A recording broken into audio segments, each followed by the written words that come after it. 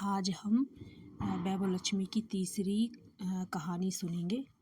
माँ लक्ष्मी की कृपा से नौकरी मिली। बेकार बेकार बेकार, ये शब्द सुनते सुनते पवन के कान पक गए थे।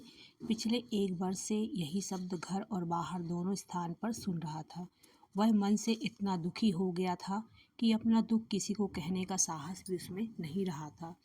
नौकरी की तलाश में भटकते भटकते वह थक गया था, टूट गया था। उसे कहीं नौकरी नहीं मिल पाई।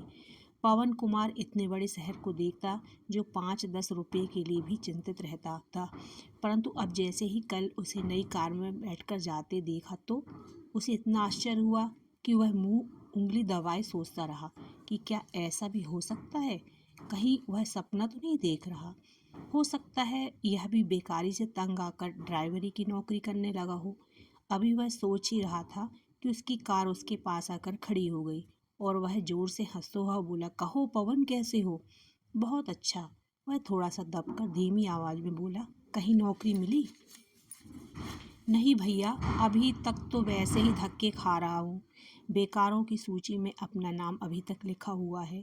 बड़े दुख की बात है, कितना पढ़ा लिखा युवक होकर भी बेकार फिर रहा हो। यह सब तो चलता है, लेकिन तुम अपनी सुनाओ। यह सब खेल सपना है अथवा सत्य? सब सत्य है। जिसे तुमने आश्चर्य से देख रहे हो उसमें कोई संदेह नहीं, सब अपना है। अपना यानी तुम्हारा। इस नई लाखों की गाड़ी के मालिक तुम हो, जबकि तुम इतने पढ़े लिखे भी नहीं। पढ़े लिखे तुम हो ना हो, क्या कर लिया? कोई छोटी मोटी नौकरी भी नहीं देता। अपने को देखो, एक नेताजी के साथ लग गया है।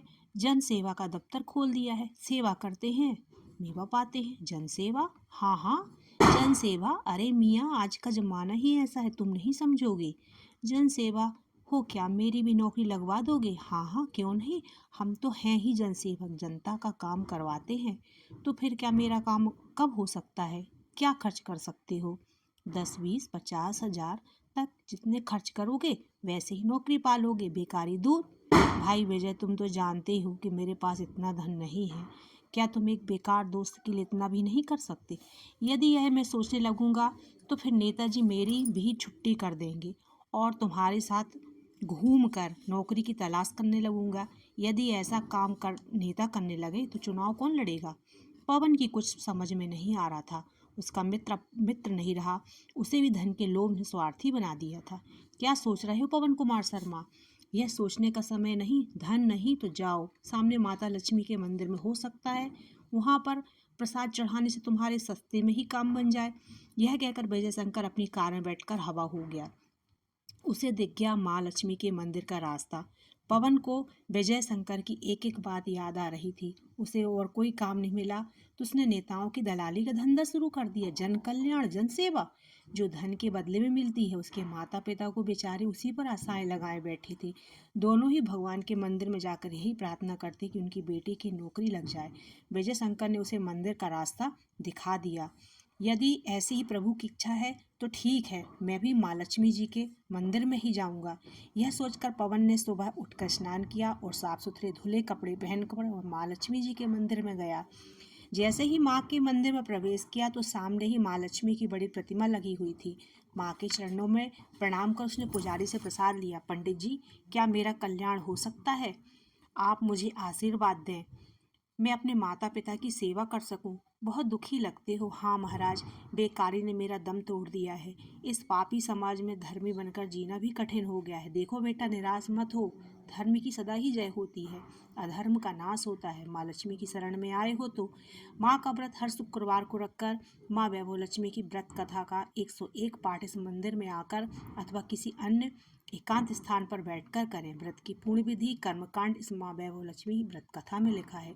बेटा, यदि तुम सच्चे मन से इस व्रत की 40 शुक्रवार तक रखकर वैभव लक्ष्मी व्रत कथा पाठ करते रहोगे तो तुम्हारा काम अवश्य बन जाएगा। पवन ने पुजारी जी की माँ वैभव लक्ष्मी व्रत कथा की एक पुस्तक ले ली और शुक्रवार की प्रतीक्षा करने लगा। शुक्रवार को व्रत रखकर वह व्रत कथा का 101 पाठ माँ के मंदिर में आकर करता। वैभव लक्ष्मी व्रत कथा के पश्चात लक्ष्मी पाठ करता। पवन कुमार ने तन मन और पूर्ण विधि से माँ वैभव लक्ष्मी व्रत का पाठ किया। जैसे ही उसने 40 व्रत तथा पाठ समाप्त करते हुए माँ लक्ष्मी के मंदिर में 11 कन्याओं को भोजन करवा, फिर मंदिर में हर लक्ष्मी के उपासक को एक एक प्रति भेंट वैभव लक्ष्मी व्रत कथा की भेंट स्वरूप बाटी। उसी रात लक्ष्मी जी ने सपने में आकर उसे आशीर्वाद दिया। सुबह जैसे ही वह उठा, नहा धोकर माँ लक्ष्मी व्रत कथा का पाठ कर रहा था, उसी समय उसके पिताजी खुशी से झूमते हुए अंदर आकर बोले, बेटा पवन कुमार, तुम बैंक की परीक्षा में पास हो गए हो, तुम्हें बैंक में नौकरी मिल गई है। जय माँ लक्ष्मी, जय माँ लक्ष्मी। आज तुमने इस गरीब भक्त की इज्जत रख ली, हम पर जो भी कृपा की है, माँ ऐसी कृपा हर भक्त पर करो। तो आज हमने तीसरी कहानी सुनी। वैभव लक्ष्मी माँ के ऊपर विश्वास रख के जो भी इस व्रत को संपूर्ण विधि विधान से करता है, उसकी माँ उसकी हर इच्छा पूरी करती है। जय राधे राधे।